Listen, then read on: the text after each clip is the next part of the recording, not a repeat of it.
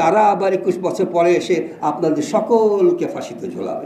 আমরা যদি কোনোভাবে এই জুলাই ঘোষণা এবং জুলাই সনদকে ঢুকিয়ে দিতে পারি, তাহলে পরবর্তীকালে এটা যদি কেউ বাতিল করতে যায়, তখন এই আপিল বিভাগে সুপ্রিম কোর্টে আমরা মামলা করে 102-এর অধীনে ঘোষণা আনতে পারবো যে এটাকে বাতিল করা যাবে না।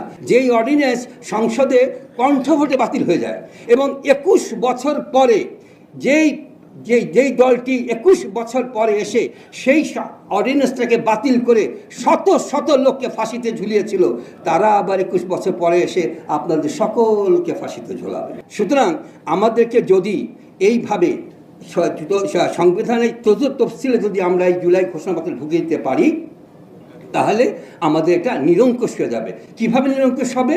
পঞ্চদশ সংশোধনীর মাধ্যমে যে সমস্ত সংবিধান যে সমস্ত সংশোধনীগুলো আনা হয়েছিল, বিশেষ করে 7 ক 7 খ, যেখানে বলা হয়েছিল যে এই সংবিধান যিনি সংশোধন করতে যাবেন তাকে ফাঁসি দেওয়া হবে, এগুলা গত একটা আপিল বিভাগের একটা রায়ে এগুলো সমস্ত আপনার বাতিল হয়ে গেছে।